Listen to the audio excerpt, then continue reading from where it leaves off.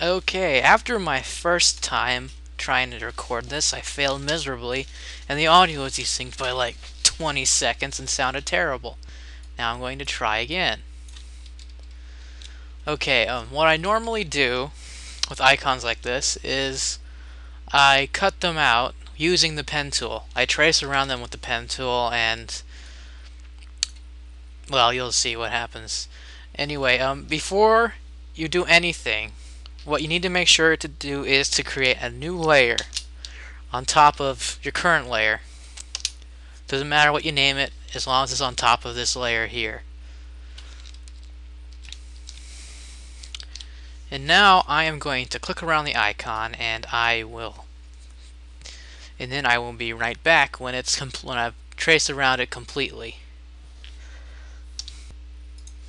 And we're back. Now that we have the outline of our image completely traced around with the pen tool, the next step is to stroke it with the brush. Now, the first thing you want to do is make sure you have the second layer selected, and then you go select the brush tool. Make sure it's at 3 pixels. Use this brush. I like to use this brush, although I think you could use these other two as well if you want, but I just prefer to use this one. Make sure the hardness, opacity, and flow are set at 100%. And then there are two ways to do this. First way is to right click with the pen tool icon on, and then you select stroke path. Make sure you set it to brush, which it was already on that, but yeah. And then you press OK. And then there's the line. Now, the second thing you can do, which is the way I prefer to do it, is you press the B, which is a shortcut that goes immediately to brush, or you could just click on its icon in the toolbar over here, and then all you gotta do is just press the enter key and it will stroke. Now that the stroke is there, the second thing you want to do, make sure when you make the stroke, I don't know if I said this already, make sure it's on the second layer, not the first layer that the actual image is on, but the second layer. Okay, now that we got that out of the way, next thing you want to do is cut it out. Now, since we already have it struck with the pen tool, it'll also make it easy to cut out, so you only need to trace it around once with just the pen tool instead of having to trace around it once with the polygonal lasso to cut it out and then use the pen tool to do a line. And anyway, to cut it out with the pen tool, after you have the path all closed up like we have now, you go to Make Selection, make sure the feather radius is at 0, and then you click OK. It'll select your path. Now you got to invert your selection with Control, Shift, and I keys. Press them at the same time, and then cut the background out by pressing Control and X like you normally would if copying and pasting text, if cutting out text from a document or web post or whatever you do. And then you want to make a new layer, put it below the current image that we're doing, and then fill in the layer with this color, B1, B3, BC, because that's the IGN board's background color. And then you make the layers, you hide all the other layers, select your layer, use the paint bucket tool to fill that in, and then you see the line looks a lot bolder and thicker now. So now the next thing that I do, normally for people this is all you need to do, because when you resize it like so, oh shit, oh yeah, oh right, before you resize it, another thing you need to make sure you do is to make sure it's a complete square, because it won't look good if it's not a square, and it won't upload properly and it'll look like shit. Let's just crop it to a square real quick. Okay, now where were we? Oh yeah, normally just stroking the outline like so, like we've already done, is enough for most people, because then after that all I gotta do is set the image size to 120 by 120, which is mega icon size, which is what most users use.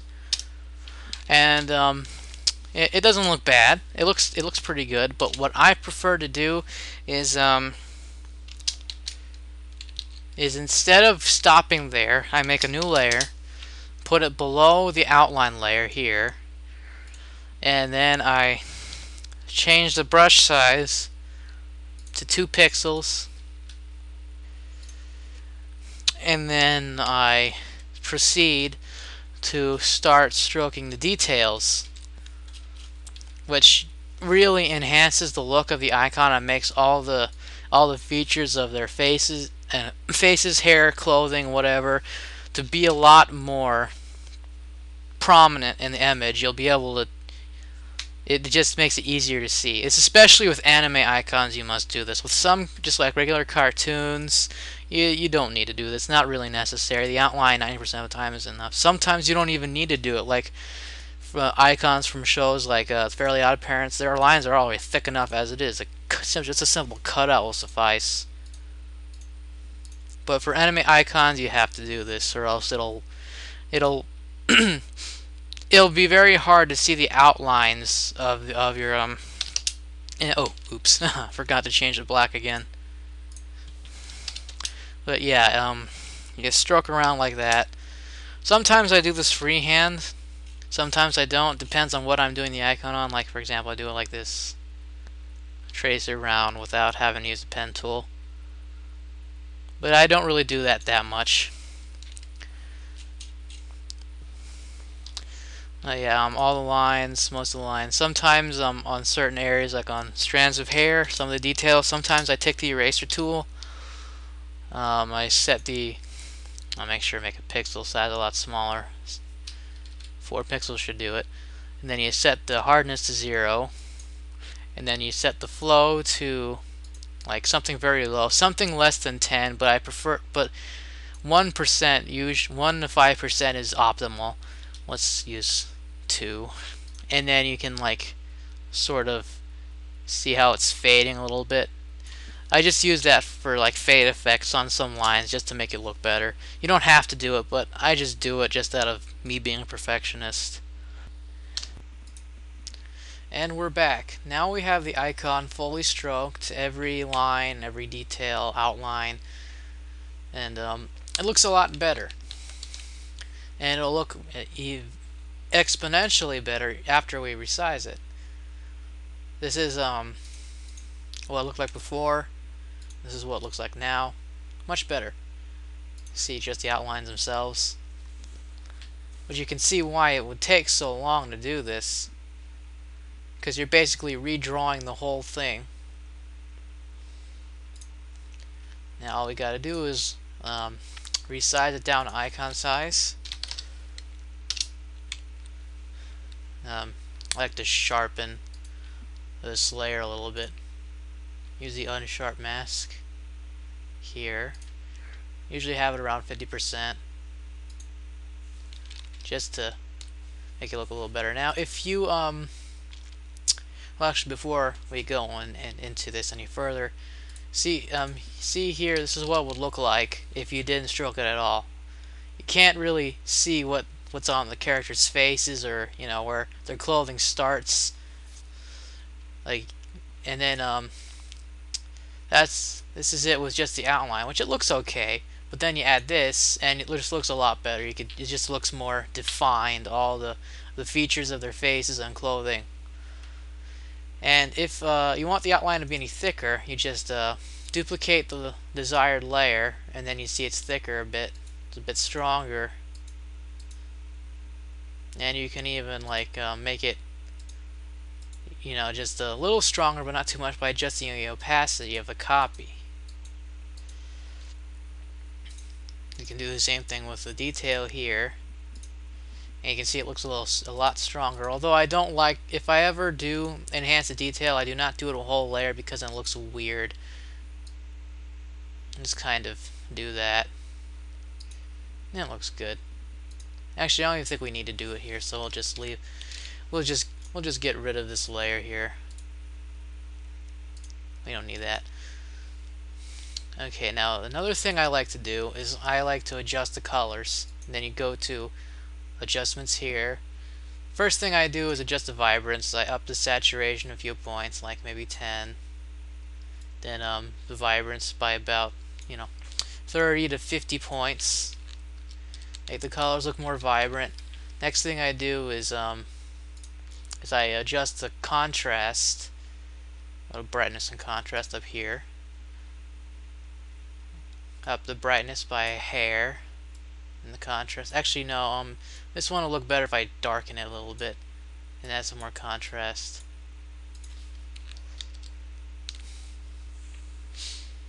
Get a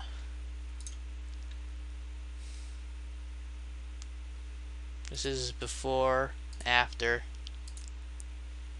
Looks a lot better. Next thing I do is I add a little bit of a drop shadow. Double click this layer, check drop shadow, and then I adjust it. Go and have the shadow go to the left side. Set this at 50 degrees. Now you don't want to have a huge shadow. You want just to have, like, a noticeable shadow. You don't want to be like, because first of all, it's cut off here, and for an icon maker, cutoffs are your worst enemy. Absolutely terrible, and it will ruin any icon, no matter how well it's made. If it has a cutoff anywhere other than the bottom, it will just look like complete ass. So you want to avoid that. Anyways, I bumped down the distance to 1 pixel, size to about 3 pixels. Maybe just distance a little more. And you see there's a little cutoff on the left side near her hand. We can fix that real easy. I just have to merge that down so we have one less layer to move. We just use the move tool and we kind of scooch these over a little bit. Alright, and that's it. There's the icon. I hope this video helps whoever might be interested in making icons sometime, and well, I had a good time making the video. I hope you hope this helps you do whatever you're trying to do with your icons.